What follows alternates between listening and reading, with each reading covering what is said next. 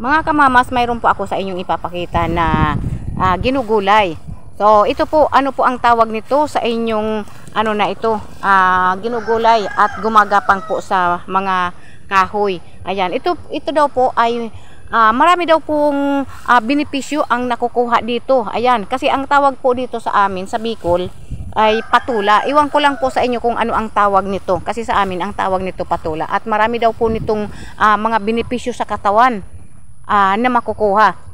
So sa inyo po mga kababayan, iwan ko lang po kung ano ang masarap na luto nito, kasi dito sa amin ang luto lang nito ay ginigisa at linalagyan po ng sardinas na may miswa. O bahala na po kayo kung anong gusto nyong luto, basta ang sa akin lang po, nasuggest ko po, ang masarap lang po ditong luto ay ginisa sa miswa o kaya sardinas. Ayan, malaki na po. Ayan, ano po siya, malambot pa. So bawal na po itong gulayin na medyo matigas na, kasi parang may ano na siya, yung matigas na po yung kanyang loob. Ayan. So ito po, hindi ko na po muna ito kukunin kasi medyo maliit-liit pa. Papalaki-lakihin ko po muna ito. So sa inyo po mga kababayan, ano po ang masarap na luto dito sa patula? Ayan, kasi ang tawag dito sa amin patula. Ewan ko lang po sa inyong probinsya kung ano, basta sa amin ang tawag dito patula. At marami daw po ang benepisyo na nakukuha dito. So ayan, comment po kayo mga kababayan kung ano pong benepisyo talaga ang inyong nalalaman tungkol po dito sa ano po ito, sa patula. So ayan, marami po kaming mga tanim dito sa paligid-ligid kasi nandito po kami nakatira sa probinsya. Ayan, nagtatagalog si Mamas Kanoy kay na nandito po ako sa Kabikulan. Ay, para po yung mga hindi po nakakaintindi ng Bicol, maiintindihan po nila.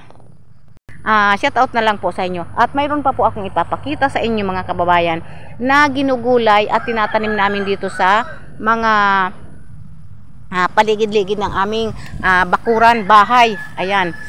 At ito nga po, ayan, ipapakita ko po sa inyo. Kasi ito daw po, marami din po ang ang makukuhang benepisyo dito. Kasi ito po, pinapalamanan po.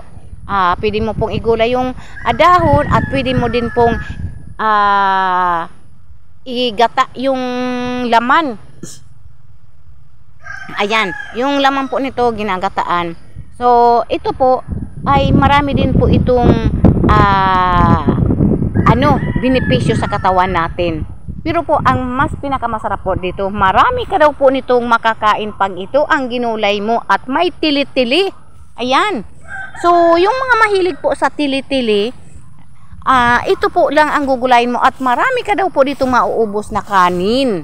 Yan. So kaya yung mga mahina po kung kumain na nagluluya-luya, gulayan mo lang daw po nito na gulay na gabi at tiyak na siguradong marami ang kakainin. So ayan, comment lang po kayo kung ano ang pinakamasarap dito, kasi ang pinakamasarap nito ay ginagataan at may tili-tili. Ayan, marami pong salamat sa lahat ng mga nag-like, mga nag-share. Ayan, shout out po sa inyong lahat.